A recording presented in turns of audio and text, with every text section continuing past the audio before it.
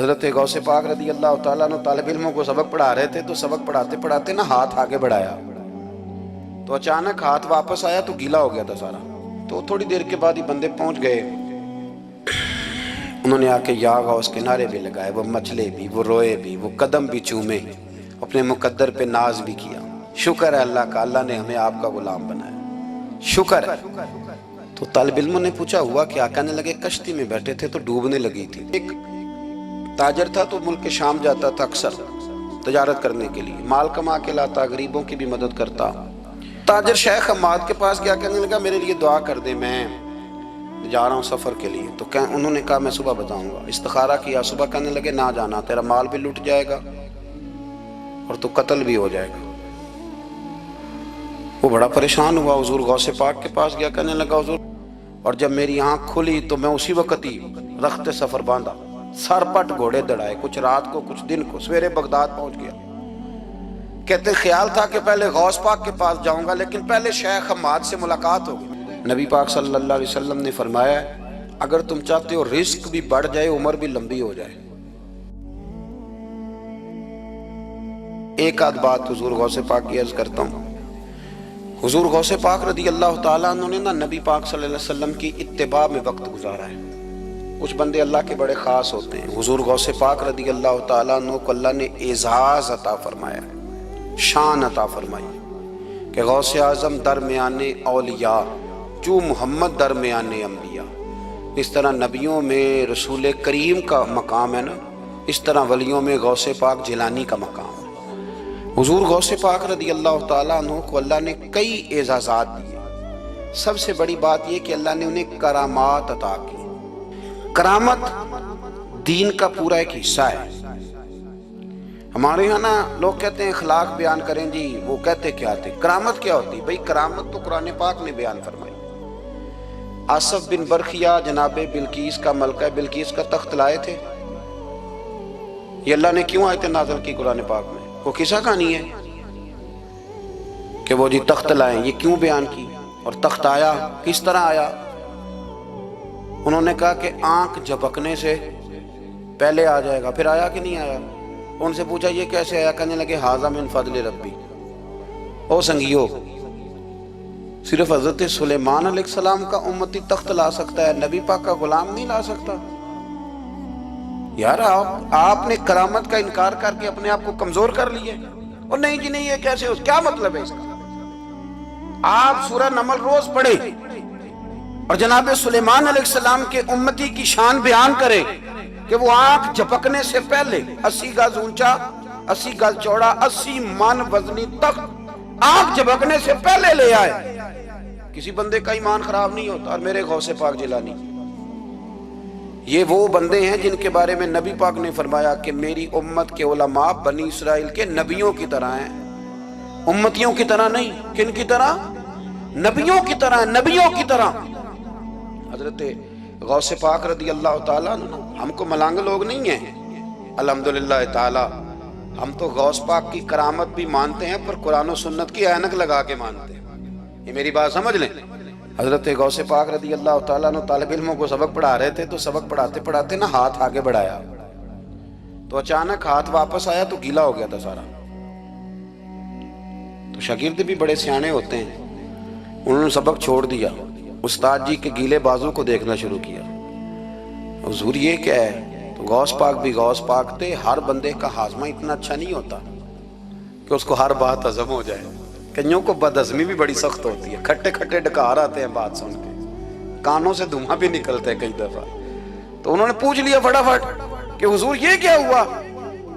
تو غوث پاک کو پتا تھا کہ سب کا ہاضمہ ٹھیک ہے۔ میاں صاحب نے بھی کہا تھا خاصاں دی گلامہ آگے نہیں مناسب کرنی۔ اگلا شعر میں نہیں یہ پڑھنا کیونکہ زیادہ ڈاڈ ہے تو میں ادھر ہی رہتا ہوں، اتنا ہی کافی ہے کہ خاصاں دی گلامہ آگے نہیں مناسب کرنی۔ انہوں نے کہا حضور یہ کیا ہے؟ تو آپ فرمانے لگے تمہارے والی بات نہیں۔ اللہ اکبر۔ ابھی سبق پورا ہو رہا تھا تو بندے دوڑے دوڑے آ گئے اور انہوں نے نعرے لگانے شروع، یا غوث یا غوث یا غوث۔ لوگ کہتے ہیں غوث پاک سے ملتا نہیں، میں کہ ٹھیک ہے انہوں نہیں نہ ملیا، جنہوں ملیا اس تے رولا پانا نہ بڑا ملیا ہے بڑا ملیا ہے بڑا ملیا، اپنا اپنا معاملہ نا۔ کسی نے کہا حضور کچھ نہیں دیتے، تو کسی نے کہا میرے کریم سے گر قطرہ کسی نے مانگا، دریا بہا دیے، در بے بہا دیے، جس کو ملا ہے وہ تو شور کرے گا۔ تو تھوڑی دیر کے بعد ہی بندے پہنچ گئے، انہوں نے آ کے یا غوث کے نعرے بھی لگائے، وہ مچلے بھی، وہ روئے بھی، وہ قدم بھی چومے، اپنے مقدر پہ ناز بھی کیا۔ شکر ہے اللہ کا، اللہ نے ہمیں آپ کا غلام بنایا، شکر ہے۔ تو طالب علموں نے پوچھا ہوا کیا؟ کہنے لگے کشتی میں بیٹھے تھے تو ڈوبنے لگی تھی، تو ہم نے کہا کہ ہم تو غوث پاک کے ماننے والے ہیں، تو پھر حضور غوث اعظم کا دست مبارک نمودار ہوا ہے اور کشتی کو پکڑ کے کنارے لگا دیا ہے، کشتی کو پکڑ کے کنارے لگا دیا ہے۔ ایک قریب کہنے لگا یہ کیسے ہو سکتا ہے؟ تو دوسرا اس کی کمر پہ تھپکے دے کے کہنے لگا ویسے ہی ہو سکتا ہے جیسے آصف بن برقیہ کے ذات ہوا تھا، بالکل ویسے ہی ہو سکتا ہے۔ سیدنا غوث اعظم کی کرامات اتنی متواتر کے ساتھ ہیں کہ ملا علی قاری فرماتے اتنی تو کرامتیں سنی نہیں اتنی غوث پاک کو اللہ نے عطا فرمائی۔ رب کریم نے انہیں درجہ دیا، وقار دیا، ان کی دعاؤں کو قبولیت دی، اللہ نے انہیں اعزاز کے ساتھ نوازا، اللہ نے ان پر فضل فرمایا۔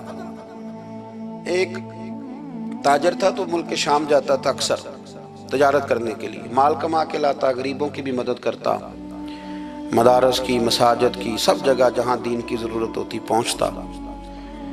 ایک بغداد میں اور درویش بھی گزرے جن کا نام شیخ حماد ہے، وہ بھی بڑے درویش تھے۔ وہ تاجر شیخ حماد کے پاس گیا، کہنے لگا میرے لیے دعا کر دے، میں جا رہا ہوں سفر کے لیے۔ تو انہوں نے کہا میں صبح بتاؤں گا۔ استخارہ کیا، صبح کہنے لگے نہ جانا، تیرا مال بھی لٹ جائے گا اور تو قتل بھی ہو جائے گا۔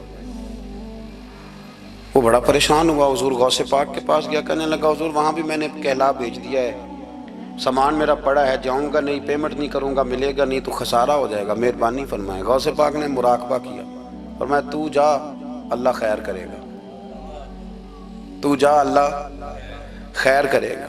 مرید کا عمل کے یقین، پیر کا عمل کے یقین، چلے آپ فیصلہ کر لیں تو میں آگے بڑھتا ہوں۔ حضرت غوث اعظم رضی اللہ تعالیٰ عنہ نے مرید سے کہا تو جا اور اللہ خیر کرے گا۔ وہ گیا، کہتے میں نے پیمنٹ کی، مال لیا، واپس آیا، گھوڑوں کا سفر تھا، رستے میں رات کو ایک جگہ سویا، خواب دیکھتا ہوں، خواب میں ڈاکو آ گئے، انہوں نے پہلے مال لوٹا پھر مجھے قتل کیا، اور جب میرے گردن پہ انہوں نے خنجر چلائی، خواب دیکھ رہا ہوں تو میری فٹافٹ آنکھ کھل گئی، اور جب میری آنکھ کھلی تو میں اسی وقت ہی رخت سفر باندھا، سر پٹ گھوڑے دڑائے، کچھ رات کو کچھ دن کو، سویرے بغداد پہنچ گیا۔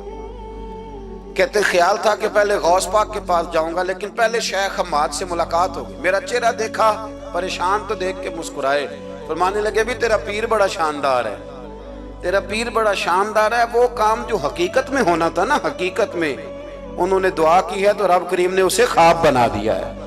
ان کی دعا کی برکت سے اللہ نے اسے، اب میں بات مضبوط کرنا چاہتا ہوں تو میں ایک حدیث پاک بھی پڑھ دوں۔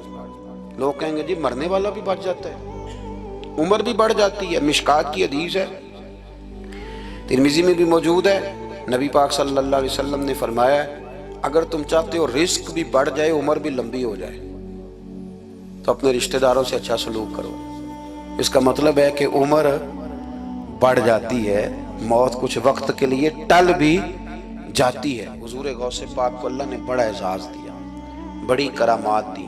آپ فرمایا کرتے تھے میں نے 40 سال اپنے رب کو راضی کیا ہے مصلی پہ بیٹھ کے۔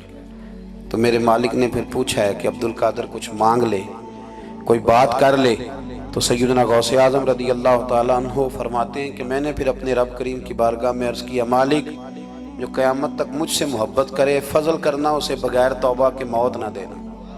تو میرے رب نے میری اس دعا کو شرف قبولیت عطا فرمایا کہ جو مجھ سے پیار کرے گا، میرا نام لے گا، وہ بغیر توبہ کے نہیں مرے گا۔ جنات بھی آپ کی بارگاہ میں حاضر ہوتے، آپ کو شیخ بحر و بر کہا جاتا ہے۔ جب آپ نے منبر پر بیٹھ کر یہ اعلان فرمایا نا کہ میرا یہ قدم ہر ولی کی گردن پر ہے، تو خراسان کے جنگلوں میں معین الملت والدین عطائے رسول ہند الولی خواجہ معین الدین اجمیری موجود تھے، تو وہاں اعلان کرنے لگے، کہنے لگے غوث پاک صرف گردن پہ کیوں، آپ میری آنکھوں پہ بھی قدم رکھیں، میرے سر پہ بھی قدم رکھیں۔ اللہ نے ان اولیاء کو بڑا اعزاز دیا، انہیں اللہ نے بڑی شان دی۔ اپنی نسبت اللہ کے بندوں سے مضبوط رکھیں۔ ضروری نہیں کہ آپ کسی جگہ مرید ہی ہوں گے تو آپ کی نسبت مضبوط ہوگی، آپ خواجہ معین الدین سے پیار کریں، آپ حضرت بہاؤالحق نقشبند بخاری سے پیار کریں، داتا علی اجویری سے پیار کریں، آپ غوث پاک جیلانی سے، آپ اللہ کے نیک بندوں سے محبت کریں، ان کا تذکرہ سنیں۔ اب تو پوری مہم چلی ہوئی ہے اللہ کے بندوں کے خلاف، لوگوں نے ایسا وار چلایا کہ بس جی کچھ بھی نہیں جی، آپ چھوڑیں، آپ ڈائریکٹ کتاب و سنت کو پڑھیں، کوئی بھی نہیں جی، کوئی ولی نہیں۔ تو پھر وہ جو اتنی آیتیں ہیں، وہ حدیثیں، وہ سارا کچھ، اس کا مطلب ہے امت میں ولی ہوتے ہی نہیں۔ تو الا ان اولیاء اللہ لا خوف علیہم ولا هم یحزنون کا کیا معنی ہے؟ اس کا کیا مطلب؟ آپ نے تو ملیاں میٹ کر دیا، سارا پوری مہم چلی۔ اللہ کے بندوں سے پیار کریں، اور میرے نبی پاک صلی اللہ علیہ وسلم نے فرمایا جو جس سے پیار کرے گا قیامت کے دن اسی کے ساتھ اٹھایا جائے گا۔ میرے رسول کریم صلی اللہ علیہ وسلم کا کمال یہ ہے کہ رسول پاک کو کبھی اشتعال نہیں آیا، اور بھائی حضور کو کبھی اشتعال، بول کے بتائیے، اشتعال چھوڑ دو۔ ہم محتاج ہیں نبی پاک کے، ہم نے جو سیکھنا ہے اپنے نبی سے سیکھنا ہے۔ وہ اگر زندگی میں آپ نے اشتعال چھوڑ دیا، بہت سارے لوگ دانا پھینکنے آتے ہیں، وہ پھینک کے چلے جاتے ہیں، ہم پیچھے سے لڑتے رہتے ہیں۔ اگر آپ اشتعال چھوڑ جائیں، دیکھو حضور کے میلاد پر میں نے کیا بات چھیڑی ہے، بڑی ضروری سمجھی ہے تو چھیڑی ہے۔ نبی پاک کو نا اپنے دادا سے بڑا پیار ہے، بڑا، دادا سے، والد سے تو ہوتا ہی ہے، ماں سے تو ہوتا ہی، حضور کو اپنے دادا سے۔ بخاری شریف میں حدیث ہے، جناب ابو سفیان رضی اللہ تعالیٰ عنہ حدیث کے راوی ہیں، فرماتے ہیں کہ جنگ میں حضور کے ساتھ تھا فتح مکہ کے بعد، تو کافروں نے بڑا شدید حملہ سامنے سے کر دیا۔ فرماتے ہیں جب انہوں نے شدید حملہ کیا تو مسلمان تھوڑے پیچھے ہٹے، ارادہ یہ تھا کہ نئی منصوبہ بندی کے ساتھ آگے بڑھیں گے۔ کہتے ہیں میں نے نبی پاک صلی اللہ علیہ وسلم کے گھوڑے کی لگام تھامی ہوئی تھی، صحابہ پیچھے ہٹے پر حضور نہیں پیچھے ہٹے، اور آگے بڑھے۔ تو میں نے کہا یا رسول اللہ سب لوگ پیچھے ہٹ رہے ہیں، ذرا پیچھے ہٹ کے نئی حکمت عملی، نئی تازگی کے ساتھ وار کریں گے تاکہ مقابلہ کر سکے۔ تو جنگ کا موقع ہے، جنگ کا وقت ہے، اور حضور وہاں نعرہ کیا لگاتے ہیں؟ فرمایا پیچھے نہیں ہٹنا۔ کیوں؟ انا النبی لا کاذب انا ابن عبد المطلب لا کاذب، فرمایا پیچھے نہیں ہٹنا ہے۔ ایک تو اس لیے نہیں ہٹنا کہ میں نبی ہوں اور یہ بھی سچ ہے، اور اس لیے بھی پیچھے نہیں ہٹنا کہ میں کوئی معمولی آدمی نہیں، میں عبد المطلب کا پوتا ہوں۔ اب پیچھے ہٹنا، کتنی دلچسپی ہے اپنے دادا کے ساتھ، کتنا پیار ہے۔ ضروری نہیں دادا پی ایچ ڈی ہو تو پھر ہی پیار کیا جائے، یہ بھی ضروری نہیں کہ دادا کروڑ پتی ہو تو پھر بھی پیار کیا جائے، یا دادا پیر ہو، صوفی ہو، عالم ہو تو پھر ہی پیار کیا جائے۔ ماں باپ تو ماں باپ ہی ہوتے ہیں، ماں باپ تو ماں باپ ہوتے ہیں۔ مجھ سے کوئی کہے میں اپنی اماں پہ 6 جلدوں میں کتاب لکھ سکتا ہوں، میں ذمہ داری سے کہہ رہا ہوں، وضو کے ساتھ بیٹھا ہوں۔ اگر کبھی اللہ مجھے موقع دے تو میں کئی جلدوں میں اپنے والد پر کتاب لکھ سکتا ہوں۔ یہ ضروری تو نہیں کہ ماں باپ پڑھے لکھے ہوں تو پھر ہی ان پہ لکھا جا سکتا ہے۔ ماں اگر اپلے بھی تھاپتی ہو نا، اسے الف با تا سا نہ بھی دیکھ کے پڑھنا آتا ہو تو بیٹے سے پیار کتنا کرنا ہے یہ اسے آتا ہوتا ہے، یہ اللہ اسے دیکھ کے بھیجتا ہے۔ اس کے لیے کسی پی ایچ ڈی کی ضرورت یہ اسے پتا ہوتا ہے، یہ اللہ تعالیٰ اس کے سینے میں پہلے اتارتا ہے۔ نبی پاک صلی اللہ علیہ وسلم کو بڑا پیار ہے۔ انا ابن عبد المطلب، میں کوئی معمولی آدمی نہیں، میں عبد المطلب کا پوتا ہوں۔ یہ جنگوں میں حضور اعلان کرتے۔ اب دوسری کتاب دیکھی الوفا شریف میں اور شفا شریف میں حدیث ہے، حضرت عمر فاروق راوی ہیں، فرماتے میں کھڑا تھا، یہودیوں کا ایک بہت بڑا عالم ہے، زید بن دسنا اس کا نام ہے، حضرت بلال حبشی رضی اللہ تعالیٰ عنہ فرماتے ہیں کہ جب کہیں ضرورت پڑتی تھی تو ہم لوگوں سے قرضہ لیتے تھے۔ وہ ایک دن مجھے کہنے لگا مجھ سے قرضہ لے لیا کرو، میرے پاس پیسے پڑے ہوتے ہیں۔ میں نے اس سے قرضہ لے لیا نبی پاک صلی اللہ علیہ وسلم کے مہمانوں کے لیے، کیونکہ میری ذمہ داری تھی مہمانوں کی دیکھ بھال۔ آپ فرماتے ہیں کہ ابھی اس کے حضرت عمر فرماتے ہیں کہ وعدے میں 3 دن باقی تھے، میں حضور کے ساتھ تھا۔ وہ عالم تھا یہودیوں کا، تورات جانتا تھا، تو چوک میں اس نے کھڑا کر لیا اور کھڑا کر کے کہنے لگا نبی کریم صلی اللہ علیہ وسلم سے کہ میرے پیسے دیں۔ تو حضور صلی اللہ علیہ وسلم نے فرمایا کہ ابھی تو 3 دن باقی ہیں وعدے میں، انشاءاللہ وعدے پہ دے دیں گے۔ میں نے جو مضمون چھیڑا ہے وہ میں نے مکمل کرنا ہے، آپ میری بات پہ توجہ کرنا۔ میں کہہ چکا ہوں کہ حضور کو دادا سے بڑا ہی پیار ہے۔ اب وہ یہودیوں کا عالم کیا کہتا ہے نبی پاک کو؟ تانا کس طرح دیتا ہے، معاذ اللہ ثم معاذ اللہ، نقل کفر، کفر نہ باشا۔ جب حضور نے کہا نا ابھی 3 دن باقی ہیں، تو کہنے لگا جی معاذ اللہ ثم معاذ اللہ، پھر معاذ اللہ، کروڑ دفعہ معاذ اللہ۔ کہنے لگا جی عبد المطلب کی اولاد کا طریقہ یہ ہے، پیسے لے لیتے ہیں پھر واپس نہیں کرتے۔ ہے نا اشتعال والی بات؟ یعنی ویسے ہی آپ کسی کو کہیں کہ تیرے دادے کی اولاد ساری کا طریقہ ہی وہ گرم ہو جائے گا۔ اور اگر یہ کہہ دیا جائے اس ذات کے بارے میں جس سے آپ پیار بھی عشق کی حد تک کرتے ہوں، تو اب تھپڑ تو بنتے ہیں نا 4، اب ڈنڈا تو بنتا ہے نا۔ لیکن میرے نبی پاک اشتعال میں نہیں آتے تھے، مزاج نہیں تھا رسول کریم کا۔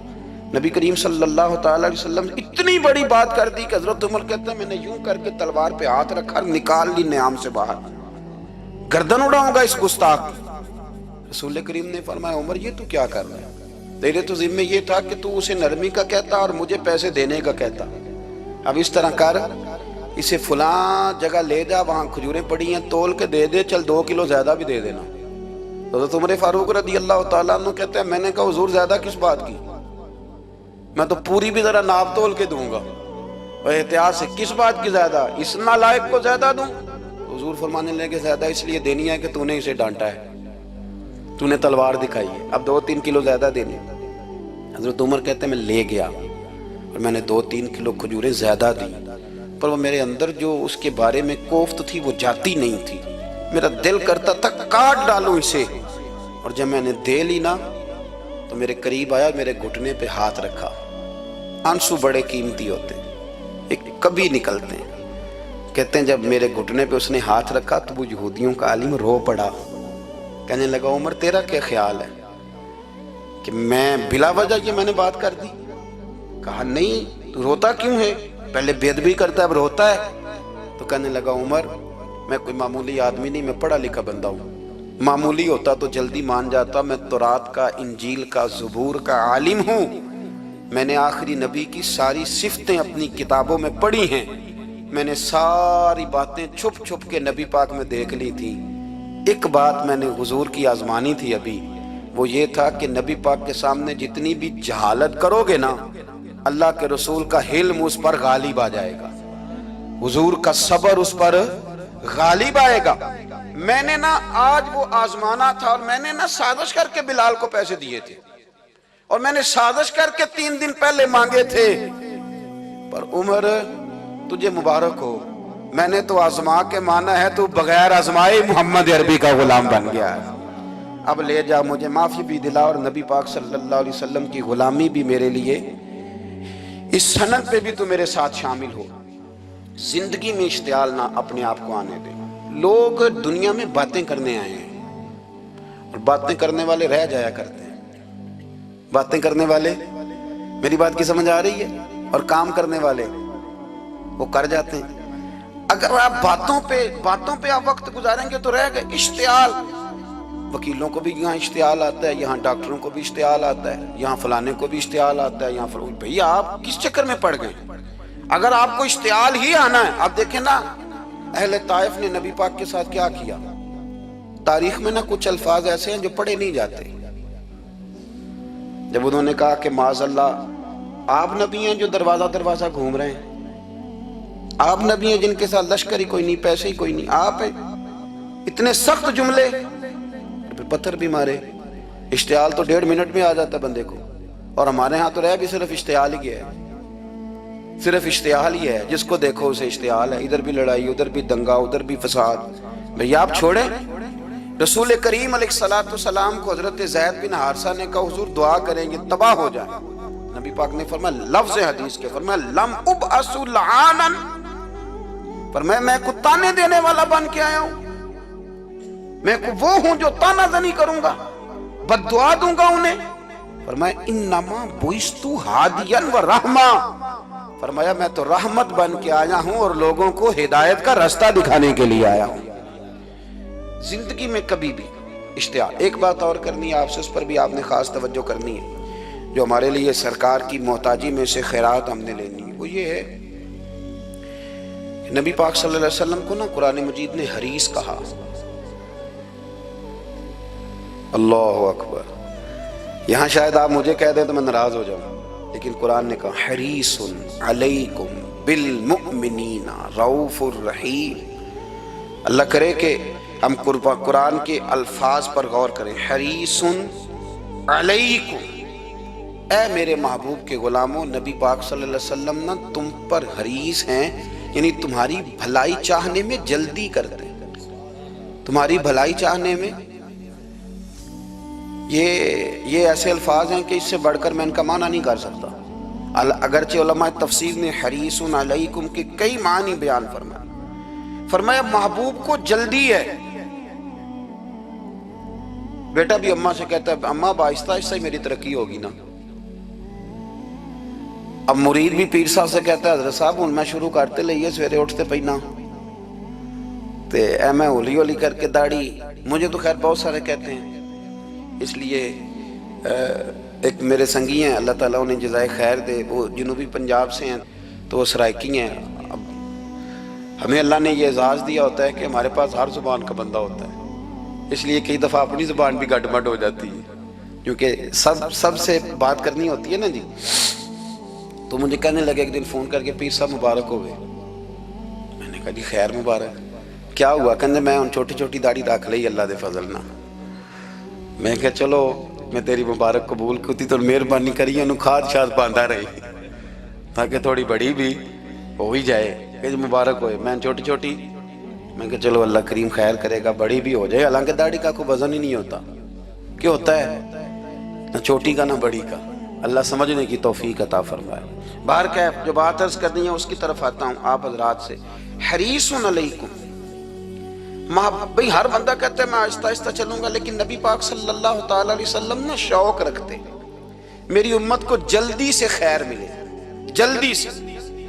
آپ دیکھیں نا ہم نے نا اصل میں سنی تقریریں، سنانے والوں نے سنا دیں، بس وہ ٹھیک ہے ایک نظام ہے، لیکن کبھی کبھی نا ہم الجھ جاتے ہیں، اڑ جاتے ہیں کہ یار ایسے بھی ہوتا ہے۔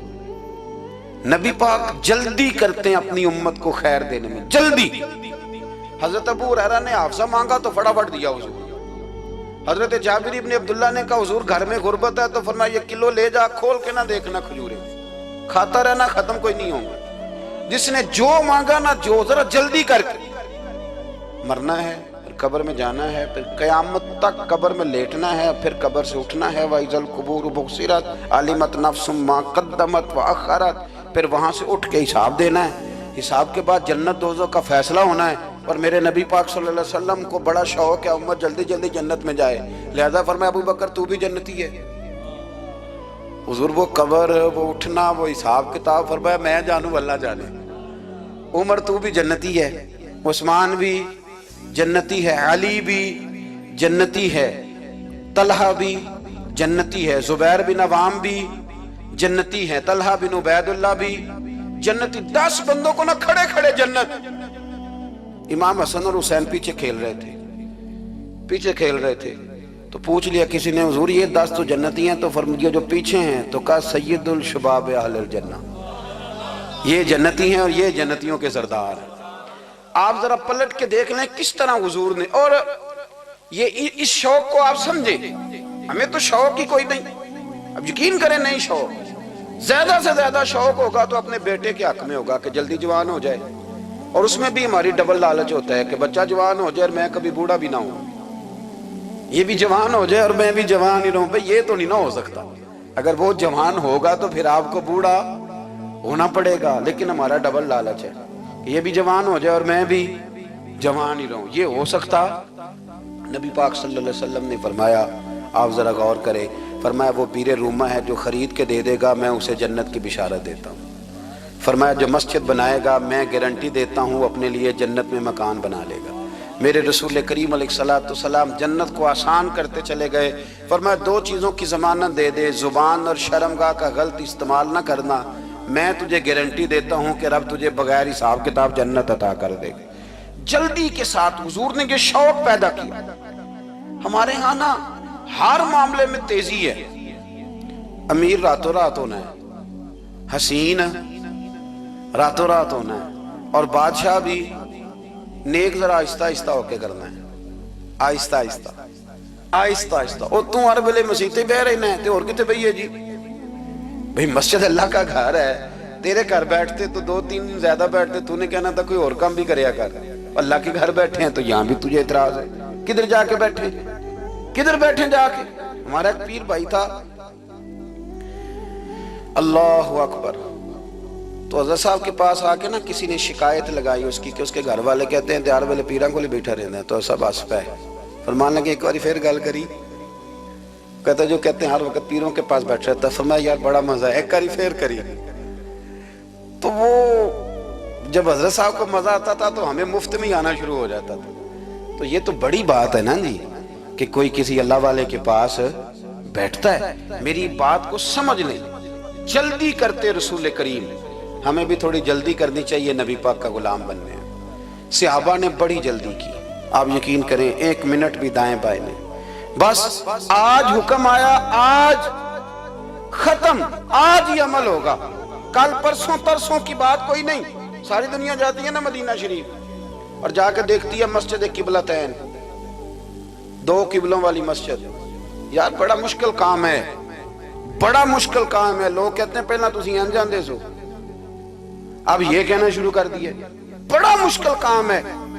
حضور نے 4 رکعتوں والی نماز 2 ادھر منہ کر کے پڑھائی اور پھر 2 رکھتے ہیں، اور یار مشکل ہے کام، بڑا مشکل۔ یہاں تو میرے بھائی پگڑی کا سٹائل بدل ناراض ہو جاتے، اور میرے رسول کریم صلی اللہ علیہ وسلم نے کعبے کا رخ ہی پھیر لیا تو سلام کے بعد صحابہ نے سوال نہیں کیا۔ کسی نے پوچھا کل تم نے 2 ادھر پڑھی تھی، آج 2 ادھر پڑھی، انہوں نے کہا ہم نے قبلہ نہیں دیکھا، ہم نے تو یہ دیکھا امام کدھر جا رہا ہے۔ حاجیو آؤ شہنشاہ کا روضہ دیکھو، کعبہ تو دیکھ چکے، اب کعبے کا بھی کعبہ دیکھو۔